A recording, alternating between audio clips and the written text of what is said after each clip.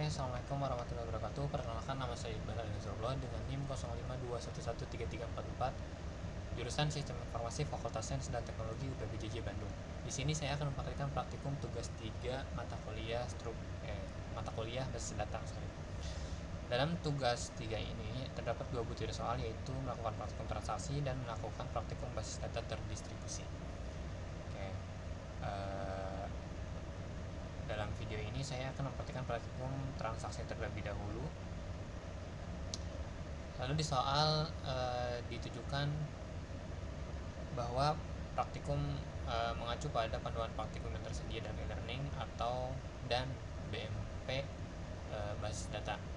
Di sini panduan praktikumnya pada praktikum transaksi memiliki 3 perintah, yaitu perintah commit, rollback, checkpoint, 4 berarti ya, commit, rollback, checkpoint, dan trigger. Oke, langsung saja kita akan mempraktikkan praktikum transaksi ini dalam database yang sebelumnya sudah kita buat dalam tugas 2 sebelumnya. Ini adalah database yang sebelumnya saya buat ya. Langsung saja kita melakukan perintah commit. Sebelumnya perintah commit, rollback, dan checkpoint sudah saya tulis skripnya sesuai dengan apa yang tertera pada panduan praktikum atau BMP di dalam modul 9. Oke, dalam praktikum transaksi ini, yang pertama kita akan memulai dengan perintah commit. Perintah commit sendiri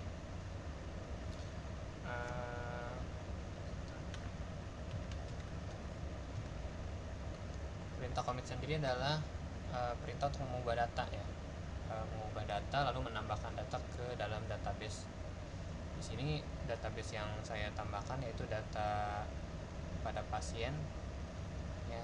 Saya menambahkan data pasien 1 orang. Nah, di sini terlihat ada perintah commit, lalu kita klik go, lalu execute.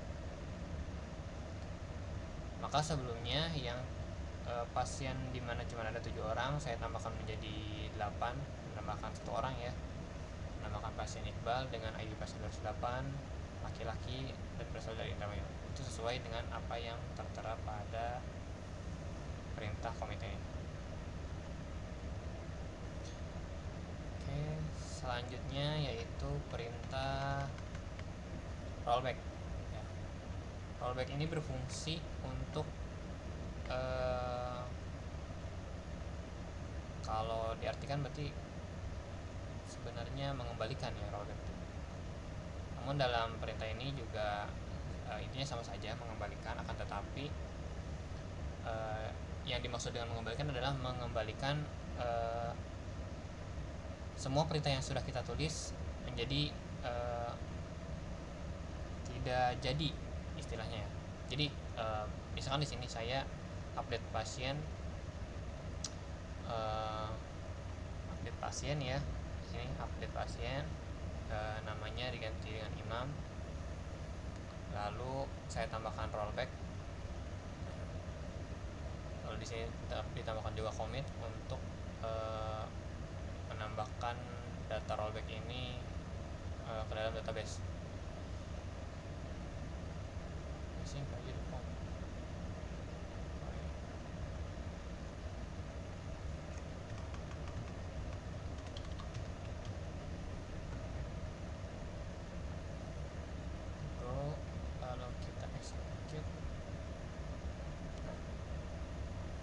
Harusnya ada update nama menjadi Imam ya, tapi tidak terjadi karena ada rollback.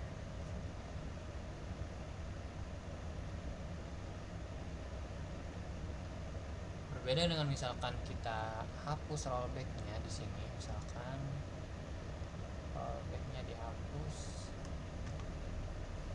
dan go, lalu kita execute.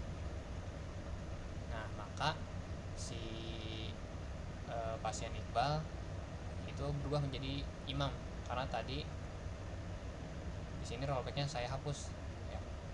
jadi terupdate datanya. Oke, selanjutnya adalah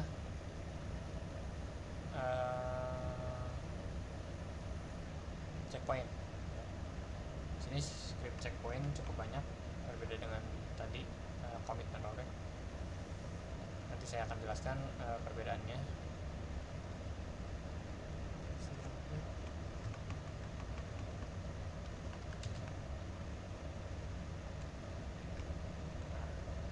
Dalam checkpoint ini artinya adalah dimana ini merupakan perintah bagian pertama. Lalu karena ditambah dengan rollback, ya, maka perintah akan balik lagi ke poin pertama. Padahal di sini ada perintah kedua, yaitu menambahkan pasien lagi, ya, di sini. Lalu di sini setelah rollback di perintah kedua ditambahkan, di perintah ketiga tidak ada rollback, langsung commit dan menambahkan data pasien yang satu lagi. Coba kita jalankan.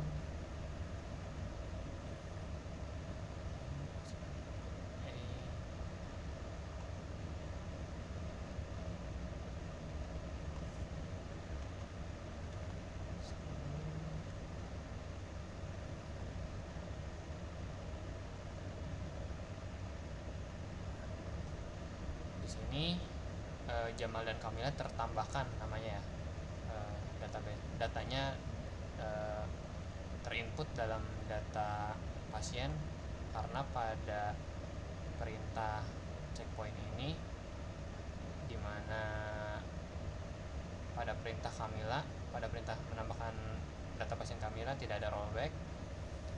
Lalu di perintah kedua atau di perintah penambahan data pasien bernama Jenny ini ada rollback, dan setelah rollback balik lagi ke poin pertama, yaitu poin dimana checkpoint pertama yang berisikan perintah untuk menambahkan data pasien Jamal. Oke. Lalu selanjutnya adalah perintah satu lagi, perintah trigger, ya.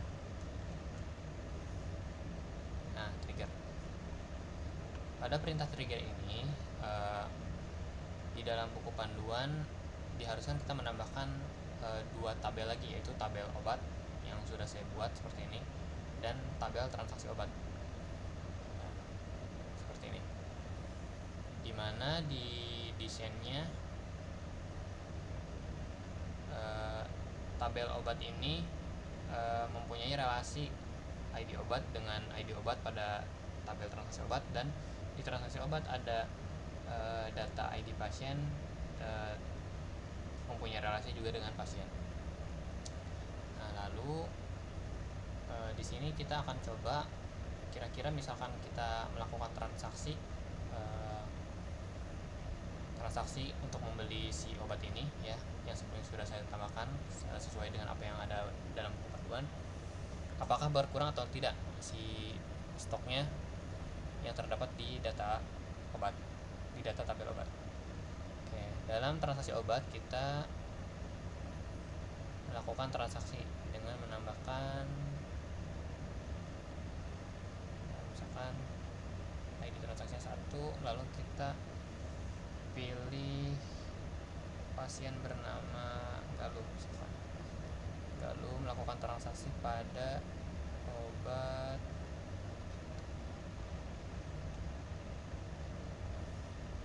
amoxicillin misalnya. Amoxicillin jumlahnya membeli 5. Harga amoxicillin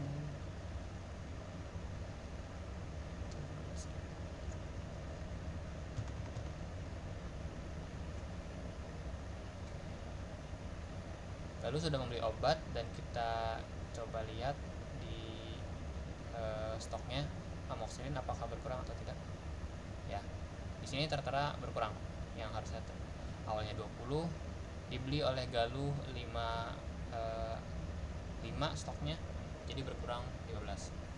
Oke, mungkin cukup sekian untuk video praktikum transaksi yang bisa saya sampaikan. Untuk video praktikum poin B atau atau praktikum basis data terdistribusi, saya akan melampirkan video di video lainnya. Di video kali ini cukup sekian yang bisa saya sampaikan. Kurang lebihnya mohon maaf. Bila ada kekeliruan juga saya mohon bimbingannya untuk tutor. Sekian, terima kasih. Wassalamualaikum warahmatullahi wabarakatuh.